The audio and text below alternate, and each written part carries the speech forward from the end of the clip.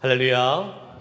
주님을 찬양합니다. 우리의 왕 되신 주님, 이 땅에 평화와 구원과 또 소망을 주기 위해 오신 그 예수 그리스도의 이 땅에 오심을 우리가 마음껏 누리고 또 경배하고 찬양하는 그러한 대림절의 시즌을 우리가 함께 보내고 있습니다. 크리스마스 느낌이 좀 나십니까, 여러분들은 요새? 네, 나세요? 이거 빨간 거 있으면 크리스마스 기분이 나는 건가요? 네, 맞아요. 없는 데도 많고. 근데 어떻게 보면 세상이 우리보다 더 앞서가는 것 같아요. 물론 그 사람들은 상업적으로 이 크리스마스를 잘 이용하지만 세상은 진짜 정말 너무 멋지게. 그러나 또 한편으로는 그런 생각을 하게 됩니다. 허울 좋은 뭐라 그러죠? 이게 이렇게 데코레이션만 예쁘게 해 놓으면 뭐 합니까? 그 안에 진짜 예수 그리스도의 참된 생명의 역사가 없다면 그것은 정말 허울만 좋은 어떤 망상에 불과한 그러한 것이 아닐까 싶습니다. 우리가 이 대림절 기간 동안에 정말 예수님의 이 땅에 오심을 깊이 묵상하면서 그 의미와 깊이가 더 넓어지고 깊어지는 그런 우리의 대림절 기간이 될 수 있기를 축복합니다. 우리가 이제 앞으로 수요 예배는 제가 오래전에 진짜 이거 되게 오래된 책 같아요. 근데 제가 이렇게 수요 예배를 어떤 말씀 시리즈를 할까 하다가 사도행전적 교회를 꿈꾼다라는 이 하용조 목사님이 고 하용조 목사님 온누리 교회 다니며 하셨던 하용조 목사님이 오래전에 쓰셨던 본인의 교회를 이렇게 회고하고 또 생각해 보시면서 쓰셨던 교회론에 대한 책입니다. 그런데 제가 한국 교회의 역사를 통해서 살펴봤을 때에 그래도 이제 예전뿐 말고 최근에 돌아가셨지만 최근까지 큰 영향력을 끼치셨던 여러 목사님들 중에서 가장 존경하는 두 목사님을 꼽자면 오카는 목사님과 하용조 목사님 두 분을 저는 꼽고 싶습니다. 그래서 저는요 사실은 하용조 목사님하고 오카는 목사님의 그 설교를 많이 들어요. 그분이 제 멘토예요. 돌아가셨지만 살아있는 분들이 멘토를 안 해주시니까 제가 돌아가신 분을 찾아가지고 설교를 들으면서 멘토를 하고 있습니다. 근데 제가 이 책을 예전에 읽었었는데 참 나도 교회를 담임하면서 교회를 이렇게 섬기게 되면 그렇게 목회했으면 좋겠다라는 생각을 되게 오래전에 했던 책인데 다시 제가 책장에서 꺼내서 다시 살펴보면서 복음의 진리란 시간이 사실 중요한 것 같지는 않습니다. 시간을 초월해서 역사하시는 그 하나님의 이 복음의 진리, 말씀의 능력을 다시 한번 제가 깨닫게 됐습니다. 그래서 이 사도행전 교회를 꿈꾼다 이 책을 가지고 챕터별로 이제 한번 살펴보면서 저희가 기도 제목을 삼고 또 우리 교회에 적용하면서 같이 함께 은혜를 받으려고 하는데 다는 살펴보진 않을 것 같아요. 왜냐하면 앞부분은 좀 본인의 그냥 개인적인 간증이 있기 때문에 그것을 굳이 우리가 할 필요는 없을 것 같고 중간부터 교회에 대한 말씀을 하시면서 교회는 이러이러한 교회를 꿈꾼다라고 하셨던 그러한 부분부터 가려고 합니다. 그래서 큰 챕터의 그 두 번째 단락인 교회론이란 그 부분부터 살펴볼 거예요. 혹시 여러분들 중에서 사도행전적 교회를 꿈꾼다라는 책을 갖고 계신 분이 계시다면 집에서 먼저 읽고 오시면 또 도움이 되실 것 같습니다. 그 두 번째 큰 챕터의 첫 번째 부분인 교회론의 기준은 예수님의 교회론이다 라는 이러한 타이틀이 붙어있는 그 지금 단락을 오늘 저희가 함께 살펴보고 같이 함께 기도의 제목을 삼으려고 합니다. 교회의 주인은 누구십니까? 예수님이시죠.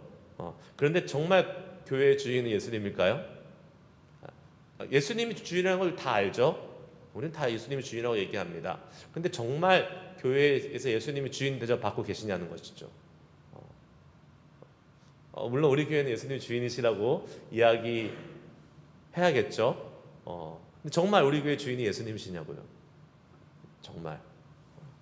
그리고 과연 우리 교회를 넘어서 지금 이 땅에 존재하고 있는 이 시대에 존재하고 있는 교회들의 주인은 정말 예수님일까요? 현상을 보면 정말 그럴까요?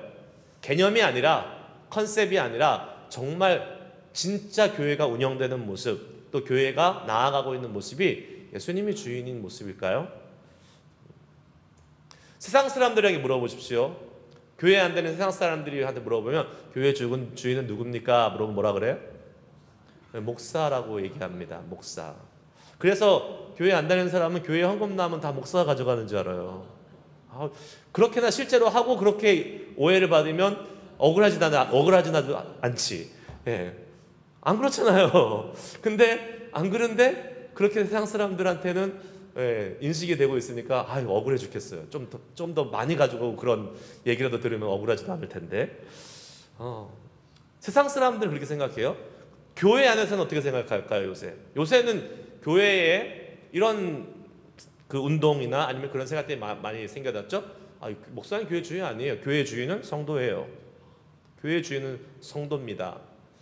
그 개념이 나온 이유가 있죠. 좋은 의도에서 주인의식을 갖고 열심히 교회를 섬기자라는 그러한 의도에서 성도가 교회의 주인입니다. 어차피 목사님은 또 다른 데로 갈 수도 있잖아요. 언젠가 되면 또 하나님이 부르셔서 딴 데로 가신다며요. 그러면 성도는 안 가잖아요. 교회의 주인은 성도예요. 이렇게 이야기하시는 분도 있습니다. 네, 반은 맞고 반은 틀린 말이죠. 주인의식을 갖고 열심히 교회를 섬기자라는 이 적극적인 마음을 표현할 때의 그러한 의도로서는 좋지만 엄밀히 말하면 틀린 말이죠. 교회의 주인은 오직 한 분 예수 그리스도이시기 때문에 그렇습니다. 성경에서 교회가 최초로 등장한 곳, 교회라는 단어가 최초로 등장한 곳이 어딜까요? 오늘 본문 말씀 읽었으니까 여기겠죠. 오늘 마태복음 6장에 교회라는 말이 처음으로 등장합니다. 예수님이 처음으로 쓰셨어요. 내가 교회를 세우리니 이렇게 말씀하셨습니다. 예수님께서 이 교회를 세우겠다라고 이 말씀하신 이 마태복음 16장 이 단락 속에서 예수님이 생각하셨던 교회는 어떤 것일까라고 우리는 한번 4가지 정도를 간략하게 한번 살펴보고 오늘 우리가 은혜를 나누려고 합니다. 첫 번째 한번 따라해 보시겠습니다. 신앙 고백이 분명한 사람들의 공동체입니다. 신앙 고백이 분명한 사람들의 공동체. 끝났습니다. 그만 따라하셔도 돼요. 네. 신앙 고백이 분명한 사람들의 공동체. 본문에서 우리 지금 읽은 말씀 굳이 다시 가지 않아도 우리는 너무나 잘 아는 본문 말씀입니다. 18절에 예수님이 내가 또 내게 이르노니 너는 베드로라 내가 이 반석 위에 내 교회를 세우리니 음부의 권세가 이기지 못하리라. 교회를 어디에다 세운다 그러셨어요? 반석 위에 세우겠다. 그 반석이 뭘 얘기하는 겁니까? 반석이 뭐예요? 베드로의 이름이 뭐예요? 반석. 네. 너는 베드로라 내가 이 반석 위에 교회를 세우리라. 베드로 위에 교회를 세우겠다라고 얘기하셨어요. 그래서 그 초대교회 기독교와 캐톨릭이 갈라지기 전에 그 초대교회의 전통 그리고 그 초대교회의 전통을 쭉 한쪽에서 가져온 이 캐톨릭은 교회는 베드로 교황 1대 교황 이 베드로의 권한이 엄청나게 컸죠. 그리고 그 베드로의 권위를 이어받은 교황들이 교회를 떠받치고 있는 교회의 가장 큰 중심이 돼버린 거예요. 근데 잘못 해석한 거예요. 사람이 아니에요. 베드로 위에 세우겠다는 게 아니죠. 뭐에 세우겠다는 겁니까? 베드로의 신앙의 고백 위에 세우겠다는 겁니다. 이게 말이 안 되잖아요. 어떻게 베드로 위에 교회를 세워요? 베드로가 뭐 땅입니까? 반석입니까? 뭐 베드로가 뭐 콘크리트입니까? 어떻게 이게 베드로 위에 세워요? 베드로 위에 못 세우는 거죠. 베드로의 신앙의 고백 위에 세우겠다는 겁니다. 교회는 예수를 주는 그리스도시요 살아계신 하나님의 아들입니다 라고 고백하는 이 사람들의 고백 위에 세워지는 것이 교회입니다. 예수님이 누구신지 묻는 이 질문, 베드로에게 묻는 이 질문에 베드로가 엄청난 믿음의 고백을 하지요. 주는 그리스도시요 살아계신 하나님의 아들이십니다. 사실요, 이거면 끝입니다. 우리가 주는 그리스도시요 살아계신 하나님의 아들입니다, 이 고백을 하면 사실 게임 셋이에요. 왜냐하면 이게 복음의 핵심입니다. 그리스도가 뭡니까? 메시아, 이 땅을 구원하게 오신 그 메시아 대신 하나님이 보낸 이 땅을 구원할 사람, 그분이 바로 예수님이시고, 그 예수님은 곧 하나님의 아들이자 하나님이신, 하나님 그 근본 자체이신 분이라는 것을 인정하고 고백하는 고백, 이것이 바로 우리의 신앙의 고백이요, 그 고백 가운데 우리는 구원을 받고 그 고백 위에서 교회가 세워져 나가고 있는 것이죠. 그렇기 때문에 이 고백을 하면 끝난 거예요. 게임 셋. 더 이상 더 다른 엄청난 위대한 고백이 없어요. 이게 제일 정답이고 제일 위대한 고백입니다. 그래서 교회의 정체성은 어디서 나오냐면 바로 여기서 나오는 거예요.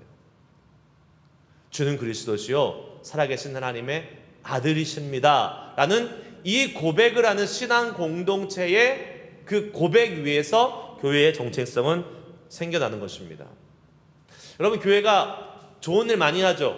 막 구제도 하고 홈리스 가서 막 도와주고, 지금 대림절 기간에는 막 엄청나게 많이 도와주고 구제합니다. 그런데 구제를 하는 거 좋습니다.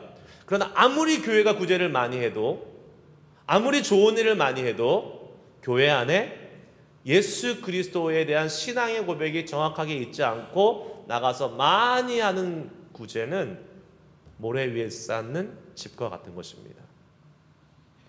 여러분, 세상의 구호단체, 세상의 어떤 자선단체도 다 합니다. 그렇게. 근데 뭐가 다르죠? 예수 그리스도를 믿는 교회는 이 예수 그리스도가 메시아 되신 그리스도시요 살아계신 하나님의 아들입니다라는 이 신앙의 고백 위에서 그 예수 그리스도의 사랑과 그 예수 그리스도의 능력을 나타내고 사랑을 알려주기 위해서 구제하는 거예요.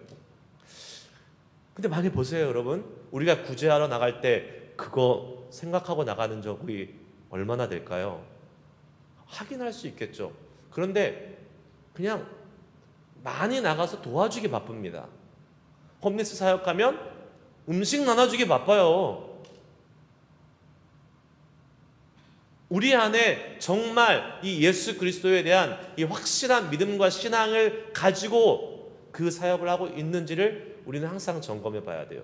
단순히 구제의 문제가 아닙니다. 모든 교회에서 일어나는 모든 어떤 행위나 섬김 다 마찬가지예요.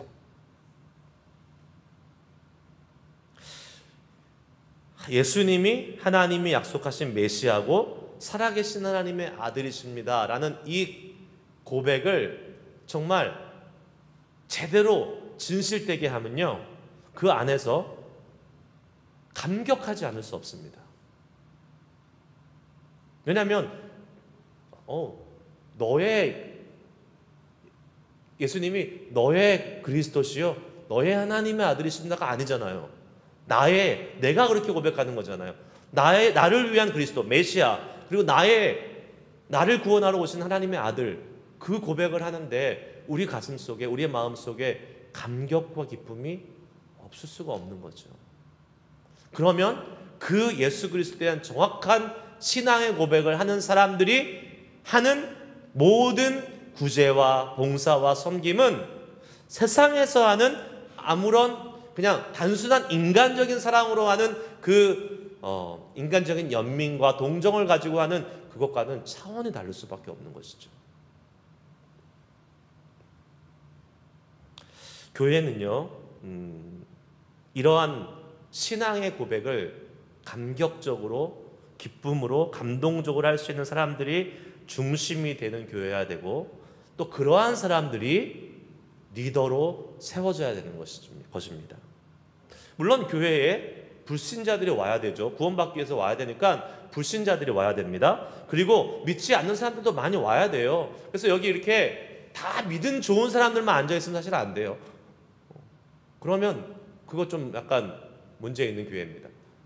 믿지 않는 사람들도 많이 와서 앉아있어야지 구원의 찬스가 생길 거 아닙니다. 아닙니까? 그러니까 많이 와서 앉아있어야 돼요. 그러나 분명한 사실은 교회의 리더와 교회를 이끌어가는, 운영하는 사람은 어떤 사람이어야 돼요?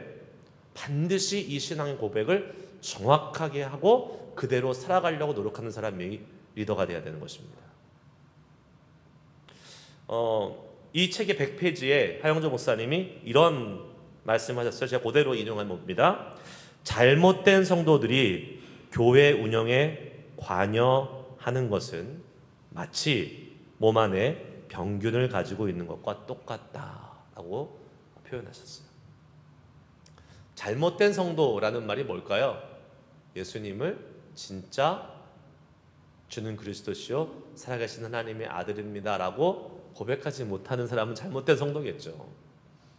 그런데 교회에서 보십시오. 사람을 세울 때, 특히 이제 우리도 이제 임직식 얼마 전에 했잖아요. 사람을 세울 때 어떻게 세웁니까? 대부분 정말 잘 세웁니다. 정말 모범이 되고, 또 성경에 이런 집사나 장로들을 세울 때 기준들이 있어서 거기에 이렇게 맞춰서 세우지만 간혹 가다가 인간적인 정의나 아니면 교회에 오래 다녔으니까 아유 저분이 이번에 장로가 안 되고 저분이 이번에 권사가 안 되면 아유 마음에 이렇게 되게 섭섭하시겠다. 그래서 직분자로 세우는 경우들도 간혹 있습니다. 문제는 거기서 생기는 겁니다. 준비가 안 됐고 제대로 된 신앙의 고백을 하지 못하는 사람들이 교회의 직분자로 서고 리더가 되고 교회에서 목소리를 내기 시작할 때에 더 이상 그 교회는 교회의 정체성을 갖지 못하게 됩니다. 과연 지금 우리가 사는 이 시대의 교회가 이걸로부터 얼마나 자유로울 수 있을까?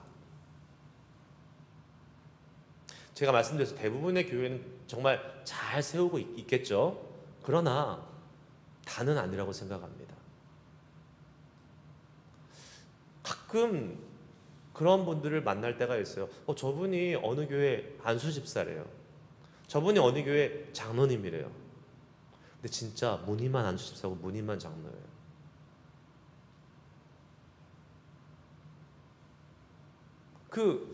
제가 몇 년 전에 만났던 어떤 장로님은 어느 교회 이 동네 교회 장로님이세요?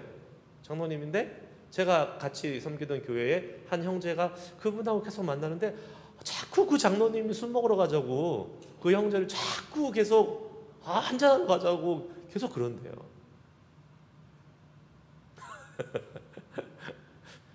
먹으려면 혼자 먹지 왜 남의 교회를 데리고 가가지고 같이 먹으려고 그런대요.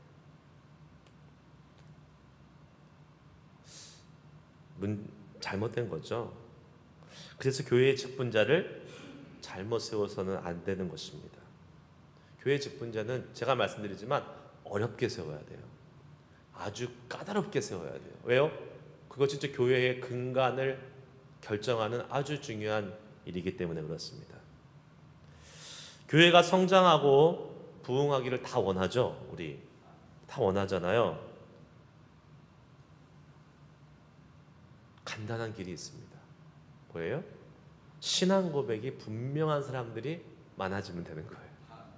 예. 아리까리하고 잘 모르겠고 하는 사람들이 다수가 앉아 있으면 그 교회는 부흥 못 합니다. 안 돼요. 그냥 인간적인 친목 집단이 되고 뭐 좋을 땐 좋겠지만 그냥 한순간에 이렇게 없어져 버려요. 이민교회의 최대 약점이 뭐였을까요? 사교 집단이에요. 사교 집단. 이민은 왔는데 지금은 이제 많이 없어 안 그렇죠. 예전 얘기를 해보는 겁니다. 이민은 왔는데 아유 사람 만나려면 교회 가야 돼. 이 얘기 진짜 많이 하지 않았습니까? 지금도 많이 합니다. 사람 만나면 교회 가야 돼. 맞는 말이죠. 그러나 계속 사람만 만나고 있어요. 예수님은 안 만나고. 그러면 그 교회는 골로 가는 겁니다. 진짜.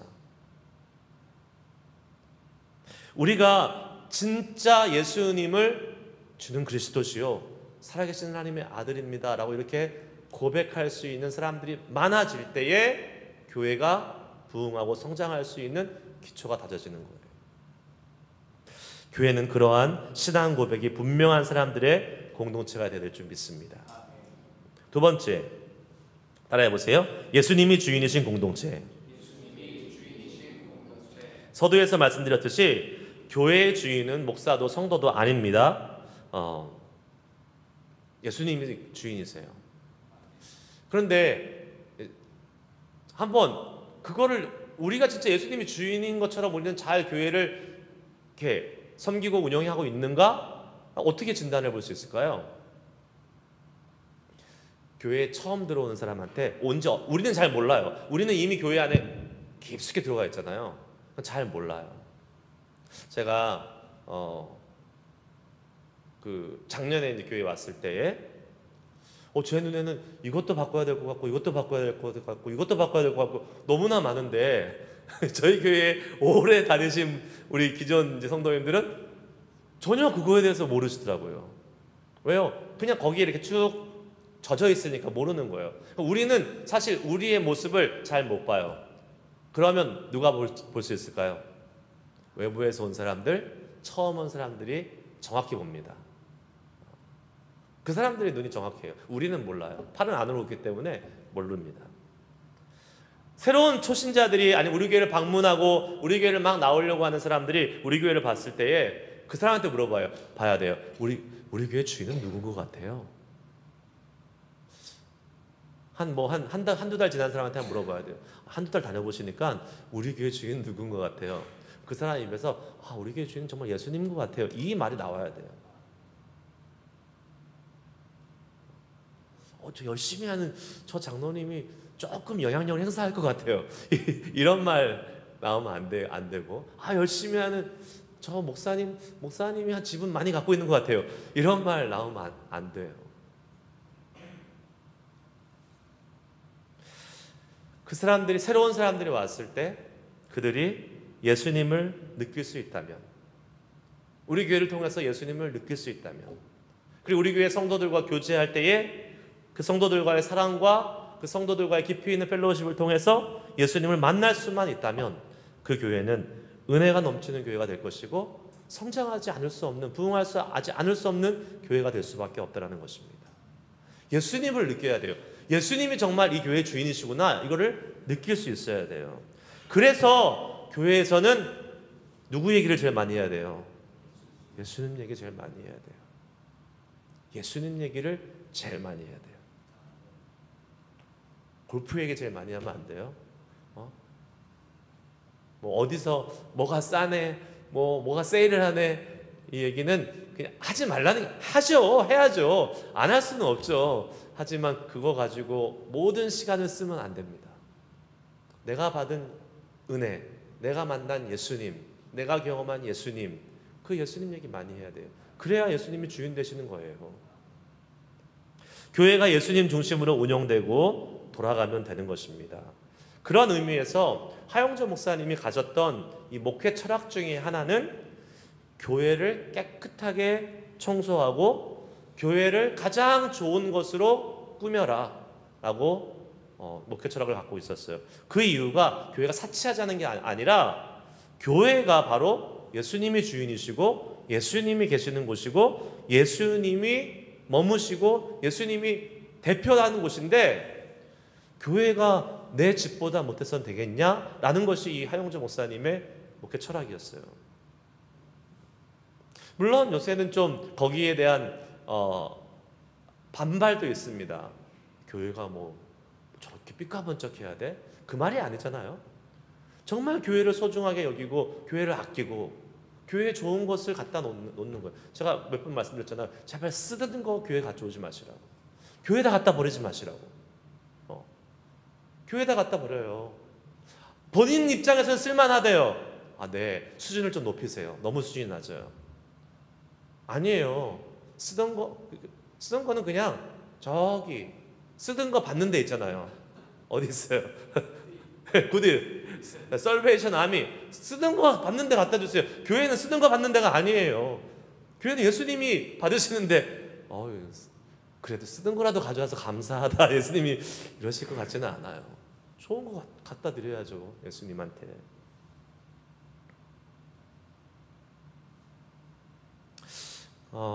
맞아요. 저도 그렇게 생각합니다. 적어도 예수님이 주인이신 곳인데 내가 사는 집보다는 교회가 좋아야 된다고 생각해요. 우리 집 화장실보다 교회 화장실은 좋아야 된다고 생각해요. 여러분 화장실 집이 더 좋을걸요. 화장실 분명히 우리 교회 화장실 문제가 심각합니다 지금. 네. 워킹은 해요. 워킹은 하죠. 물은 잘 내려가요. 물 샥샥 잘 내려가요. 좋대요. 물 잘 내려가서 시원시원하게 잘 내려가서 좋대요. 근데 별로 들어가고 싶지는 않아요. 너무 오래됐고 너무 낡았고. 저는 그런 생각이 들어요. 물론 그럼 생각하죠. 하드웨어가 뭐가 중요해요? 우리 마음이 중요하죠. 아니요, 우리 하드웨어도 중요해요. 왜냐하면 우리는 다 믿음이 있어서 그거 다 감안하고 볼 수 있습니다. 하지만 믿음이 없는 사람이 교회에 올 때는 어떻게 할까요? 눈에 보이는 걸 봅니다. 화장실 딱 들어가는데 불은 맨날 깜빡깜빡하고 있고 뭐 다 너무 오래된 여기 뭐 한 70년대인가 80년대인가 이렇게 생각하고 있으면 여러분 밖에 가보세요. 밖에 화장실 얼마나 좋아요. 막 전자동으로 싹 하면 그냥 물 샥 내려가고 한국은 비대에 막 있고 뭐 따뜻하고 우리 자매님들 화장실에서 가끔 밖에서 들리면 추워. 나는 화장실에 손도 안 씻어. 뜨거운 물이 안 나와서. 네, 우리 조만간 빨리 이제 화장실도 좀 고쳐야 될 것 같아요. 근데 진짜 여러분 지금 세상은 너무 좋아지고 있어요. 근데 교회도 오고 싶어야 될 거 아니에요. 교회도 오고 싶은 그런 곳. 그래도 의자는 바뀌어서 이제 오고 싶은 것 같아요. 이 본당 안에는 오고 싶은 것 같아. 그러니까 우리가 주님을 향한 우리의 사랑이 그만큼 보여져야 되지 않을까. 예수님의 몸인 교회이기 때문에, 예수님이 주인 대신 예수님의 집이기 때문에 그 교회를 향해서 나타내야 되지 않을까. 교회의 주인은 예수님이십니다. 예수님이 주인인 곳이 이것밖에 안 돼? 세상 사람들이 이렇게 볼 수 있잖아요. 얼마든지. 말씀드렸잖아요. 우리는 이해하고 우리는 감안하고 신앙생활을 하지만 믿지 않는 사람들을 교회 안으로 들어오려면 조금 민망하지 않습니까? 저는 좀 민망할 때가 있어요. 교회로 데리고 들어올 때. 밖에가 얼마나 신식이고 얼마나 세련되어 있는데 여기가 예수님이 주인인 곳이야. 그 사람들은 여기가 예수님이 주인이야? 나 그럼 그 예수님 안 믿을래. 얼마든지 이럴 수 있을 거라고 생각이 돼요. 여기 103쪽에 보면 책에 이런 내용이 있습니다. 당회장도 주님이시요 담임 목사도 주님이시다. 수석 장로도 주님이시다. 이것이 철저히 지켜지는 교회가 진짜 교회다. 네. 올 초에 우리 교회에 재직 세미나 오셨던 목사님이 계십니다. 거의 1년 전 일이죠. 기억나세요? 누구신지? 이름까지는 기억 못 하시겠죠. 근데 주일 오후에 오셔서 말씀 전하셨던 정승용 목사님, 리치몬드 침례교회 정승용 목사님. 이분이요, 키도 뭐 조그만 하시고 조용조용 말씀하시고 가셨는데 한국에서 엄청나게 큰 교회 목사님이셨더라고요. 그러니까 한국에 20년 전인가 가셨는데 처음에 갈 때는 큰 교회가 아니었는데 정말 목회를 열심히 하시고 잘하셔서 교회가 진짜 엄청나게 큰 대전에서 뭐 거의 제일 큰 교회일 정도로 엄청난 큰 교회로 교회가 성장했어요. 그런데 이분이 이제 하셨던 인터뷰 기사를 제가 우연히 이제 인터넷 매체에서 봤어요. 신문에서. 타이틀이 이거였어요. 나는 영원한 부목사였어요. 나는 영원한 부목사. 되게 좀 신기하잖아요. 이분 분명히 부목사 아닌데 큰 교회 담임 목사님이신데 근데 나는 영원한 부목사예요. 이분의 목회 철학 중에 하나가 교회의 담임 목사는 언제나 주님이시고 나는 부목사다 라는 그 마음을 가지고 목회하셨다는 거예요. 멋지지 않습니까? 진짜? 네. 자기가 본인이 담임 목사잖아요. 본인이 얼마든지 다 결정하고 얼마든지 나갈 수 있잖아요. 그런데 나는 담임 목사가 아니야. 이 교회의 주인은, 담임 목사는 주님이시야. 부목사는 그럼 어떻게 해야 돼요? 부목사는 담임 목사의 오더를 받아야 돼요. 그러니까 그분이 그 큰 교회 다ним하시다가 하나님이 마음을 주시니까 저기 리치몬드에 가는 조그만 그 리치몬드 침례교회 되게 조그매요. 한 100여 명 모이는, 한국에서는 몇천 명 모였을걸요? 근데 그거 딱 사임하시고 여기로 오시잖아요. 리치몬드로. 그것도 거의 이제 60이 넘으셔서 목회를 마무리하실 텐데, 아니 생각해 보세요. 그냥 한국에서 몇 년 더 하고 은퇴하시면 쫙 아름답게 끝날 것 같은데 굳이 여기 미국, 그것도 북가주에 와가지고 못하러 오시겠어요? 왜요? 영원한 부목사니까 가면 가는 거예요. 네. 정말 멋진 분이세요. 정말 존경스러운 분이세요. 교회의 주인은 목사도 아니고 잘 나가는 성도도 아니고 헌금 많이 하는 사람도 아닙니다. 예수님이십니다. 셋째, 따라해 보세요. 음부의 권세가 이기지 못하는 공동체. 주님이 주인인 교회에는 반드시 나타나는 것이 하나 있습니다. 바로 주님의 능력입니다. 능력이 나타나요. 음부의 권세가 이기지 못하는 능력이 있습니다.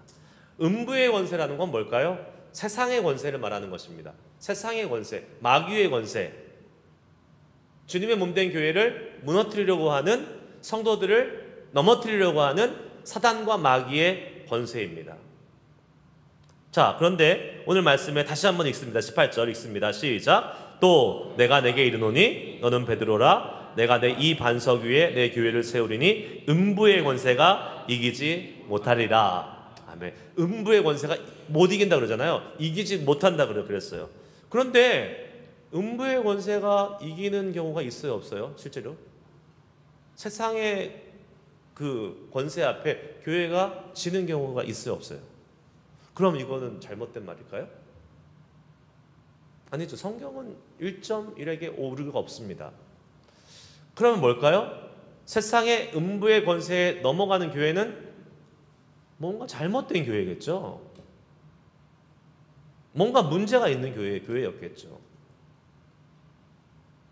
지금도 사단은 세상이라는 음부의 권세를 가지고 교회를 무너뜨리려고 위협하고 협박하고 엄청나게 애쓰고 있습니다. 그러나 제대로 된 교회는요, 그 음부의 권세에 절대 넘어가지 않습니다. 교회는 그 음부의 권세보다 더 큰 뭐가 있어요? 주님의 능력이 있어요.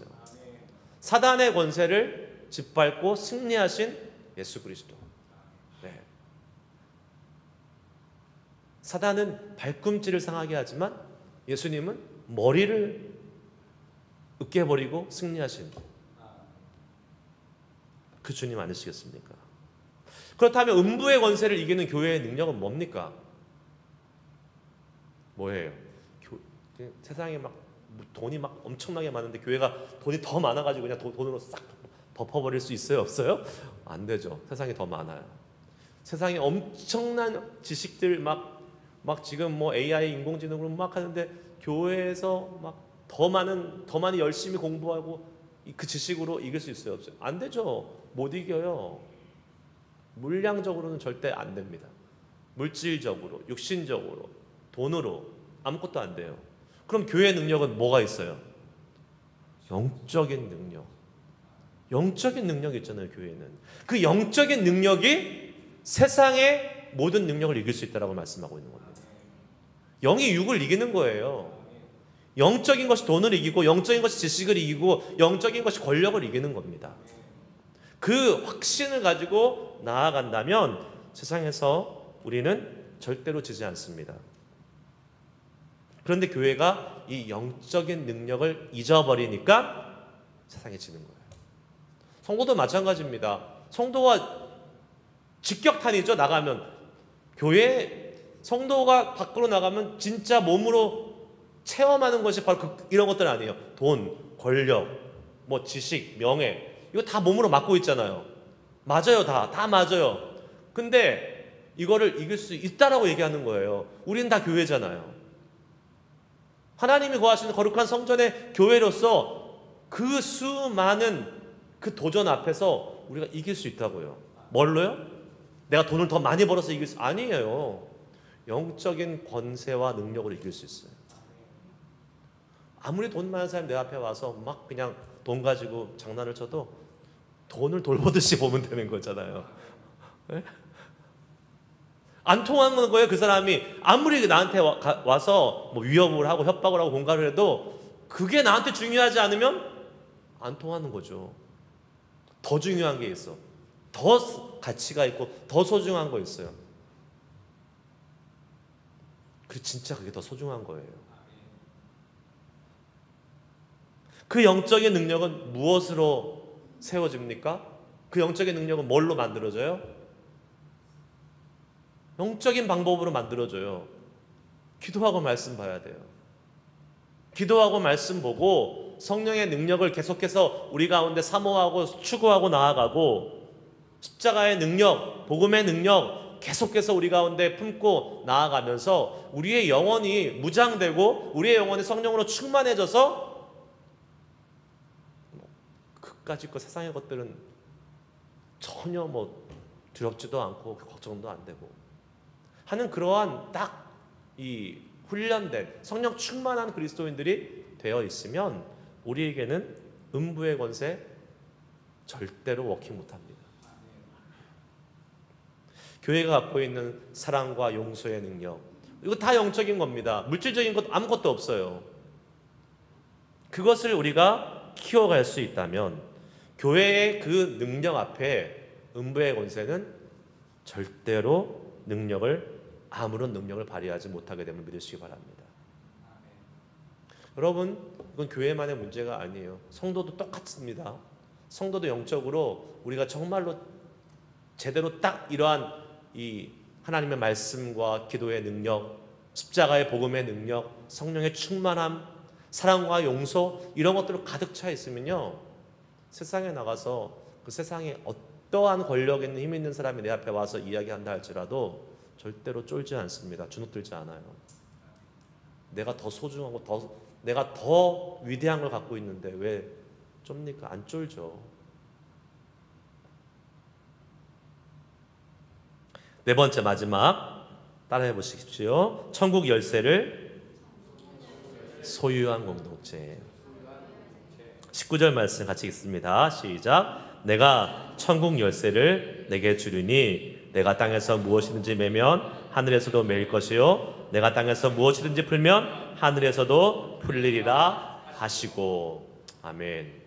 자, 이것은 천국 사실 어마어마한 특권 아니겠습니까? 천국의 열쇠를 주겠다고 하시잖아요. 천국의 열쇠. 그러니까 지금 이 반석 위에 교회를 세우겠다, 베드로의 이 고백 위에 예수님께서 교회를 세우겠다고 말씀하신 것은 베드로만이 아니라 교회를 지금 세우고 있는 신앙, 이 고백하고 있는 모든 성도들에게 주신 하나님의 권세고 특권입니다. 천국 열쇠. 천국 열쇠가 뭘까요?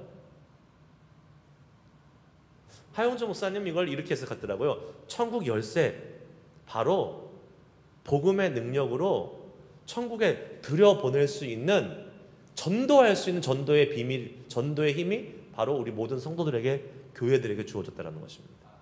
그걸 천국 열쇠라고 그렇게 해석하셨더라고요. 네, 저는 뭐 아주 좋은 해석이라고 생각을 해요.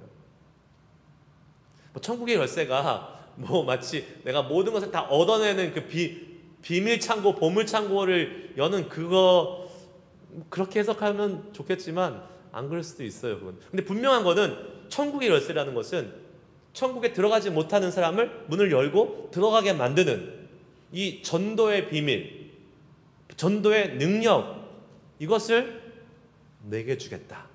예수님 말씀하시네, 베드로한테. 그러니까 동일하게 그 신앙의 고백을 하는 우리 모든 성도들에게도 주어지는 것입니다. 그래서 교회에는 뭐가 있어야 돼요?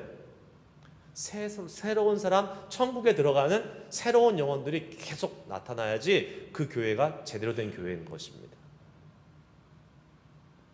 그런 말들 하잖아요. 교회가 20년, 30년 지났는데 맨날 똑같은 사람들이 그대로 있어요.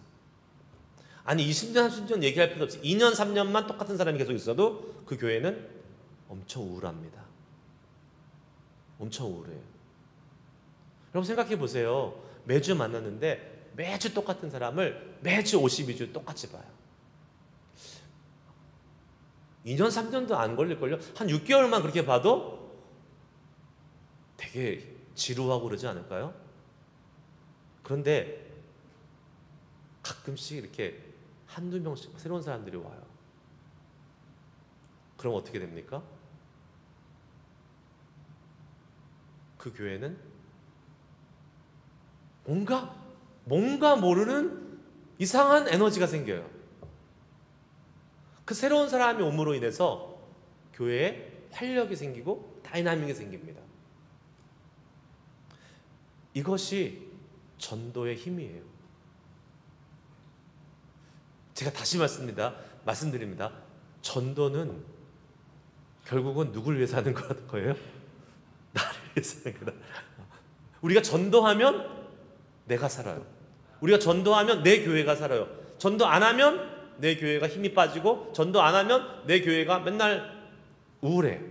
하지만 전도하면 내 교회가 살아나고, 내 영혼이 살아나고 내가 기뻐요. 여러분 그거 못 느끼세요? 교회에 사람들이 이렇게 막 오잖아요. 그러면 다릅니다. 달라요, 분위기가. 교회에는요, 새로운 생명이 계속 생겨나야 됩니다. 새로운 사람들이 몇 명만 들어와도요, 교회는 생동감이 넘쳐요. 똑같아요, 여러분. 아무리 힘들고 어려운 그러한 가정에서도 새 생명이 태어나면 기뻐요. 기쁨이 있어요. 아기가 태어나면 그 아기로 인해서 다시 새로움이 시작되는 겁니다. 교회도 마찬가지인 것 같아요. 그래서 교회에는 전도하는 사람이 반드시 있어야 돼요. 다 전도하면 좋겠지만 다 전도하지 못하죠. 사람마다 좀 다르기 때문에 상황이. 그래도 전도한 사람이요, 정말 한 두세 명만 있어도요, 교회는 완전히 달라져요. 왜냐하면 그 사람들이 전도해 오는 몇 사람들로 인해서 그 교회는 새로운 생명으로 인해서 흥분되게 됩니다. 새로운 생명이 막 교회에 에너지를 주는 거예요. 그것이 뭐예요? 천국 열쇠예요. 우리에게 주어진 천국 열쇠. 우리가 복음을 전함으로 인해서 우리는 그 천국에 들어갈 수 있는 열쇠를 갖고 있는 사람들이에요. 복음을 전해서 그 복음을 듣는 사람들은 천국에 들어가는 거 아니겠습니까? 그 특권이 우리에게 주어졌다고요. 그런데 교회에서 그 특권을 안 써요. 성도가 그 특권을 안 써요. 그러면 어떻게 된다고요? 우울해져요. 맨날 그 사람들끼리 모여서, 여러분 그 사람들끼리 모여서 맨날 막 좋아라 해봤자 그게 얼마나 가겠습니까? 얼마 못 갑니다. 교회는요, 반드시 새로운 사람이 와야 돼요. 반드시. 그게 하나님이 우리에게 주신 천국의 열쇠, 비밀이에요. 그 사람도 구원받고 교회도 새로워지고 나도 기쁘고 다 사는 거죠. 그 전도는 꼭 해야 돼요. 하나님의 기쁨을 위해서도 하지만 결국은 내가 살아요. 내 교회가 살아요. 여러분은 그런 경험 있으세요? 진짜 오랫동안 기도하던 사람이 교회에 딱 나왔어. 얼마나 기쁘겠어요. 얼마나 감격스럽겠어요. 그 기쁨들이 교회에 많아야 돼요.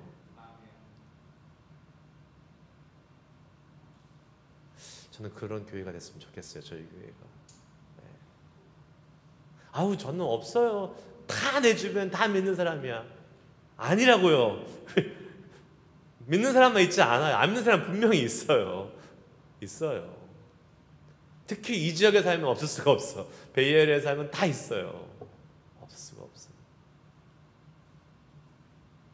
하나님 우리가 천국 열쇠를 주셨어요.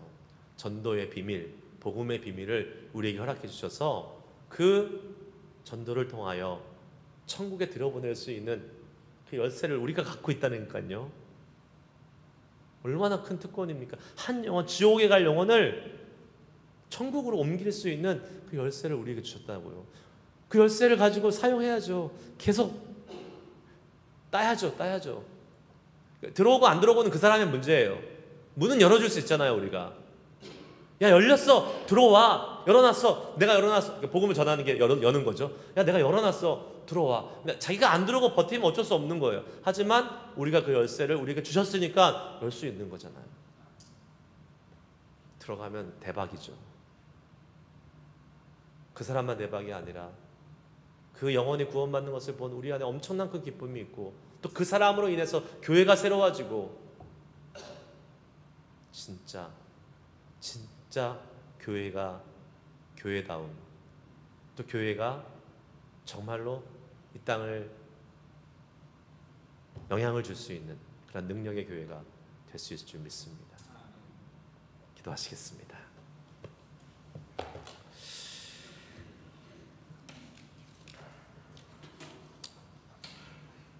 우리가 교회를 오래 다녔고 교회를 참 많이 사랑합니다.